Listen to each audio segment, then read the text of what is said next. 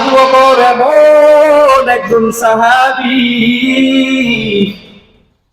যিনি কোন সাধারণ সাহাবী নয়, তিনি হলো জান্নাতের সার্টিফিকেট প্রাপ্ত সাহাবী।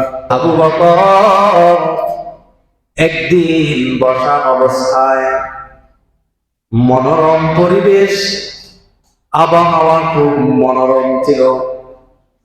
ওই সময় হযরত আবু বকর রাদিয়াল্লাহু তাআলা আনহু বসা অবস্থায়, এমন সময় তিনি আকাশের দিকে তাকালেন। তাকানোর পরে তিনি দেখতে পেলেন একটি পাখি ছিল গাছের ডালে বসে। দেখে তিনি বলতে লাগলেন, আফসোস করে বললেন, হায়, আমি যদি পাখি হতাম তাহলে আমি উড়ে বেড়াতাম, যত ফল আছে ফল আমি খেতাম, গাছের ডালে ডালে গিয়ে বসতাম। এরপরে যখন আমি মারা যেতাম কোনো ভয় থাকতো না, থাকতো না কোনো শাস্তির ভয়। সুবহানাল্লাহ বলবেন না? ওই আবু বকর বলে, আমি যদি পাখি হতাম, আমি বিভিন্ন গাছের ফল খেতাম আর উড়ে বেড়াতাম, আমি মারা যেতাম কিন্তু আমার কোনো শাস্তির ভয় থাকতো না, আল্লাহর দরবারে দাঁড়িয়ে হিসাব দেওয়ার কোনো আমার ভয় থাকতো না। এটা কোন সাধারণ সাহাবীর কথা নয়, তিনি হলেন জান্নাতের সার্টিফিকেট প্রাপ্ত সাহাবী।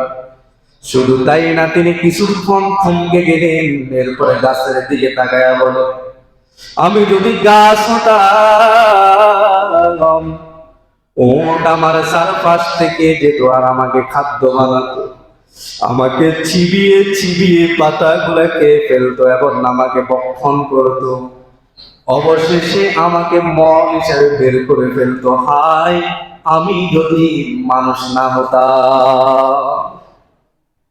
তার মানে হলো, আমরা যে মানুষ, আমাদেরকে আল্লাহর দরবারে হিসাবের কাঠগড়ায় আমাদেরকে দাঁড়াতেই হবে, হবে কিনা? আমি যদি ফাঁকি হতাম আমাকে হিসাব দেওয়া লাগতো না, আমি যদি গাছ হতাম আমাকে হিসাব দেওয়ার প্রয়োজন হতো না। তিনি কেমন একটা কথা বললেন, এই হাদিসটা এসেছে মুসান্নিফ ইবনে আবি শাইবার মধ্যে। এত বড় সাহাবী হওয়া সত্ত্বেও তিনি নিজেকে এত ছোট বানিয়ে নিলেন, নিজে জাহান্নামের ভয় তার মধ্যে কেমন ছিল। আল্লাহু আকবার বলেন। জাহান্নামের ভয়, কারণ আল্লাহ বলেন, ফামান ইয়ামাল মিসকালা যাররাতিন খায়রান ইয়ারা ওয়া মান ইয়ামাল মিসকালা যাররাতিন শাররান ইয়ারা। এক যাররা পরিমাণ যদি বান্দা তুমি নেকের কাজ করো, আল্লাহ তোমাকে তার বিনিময়ে তোমাকে দিয়া দিবেন। আর যদি এক যাররা পরিমাণ বান্দা তুমি গুনাহ করো, ওর শাস্তিও তোমাকে ভোগ করা লাগবে।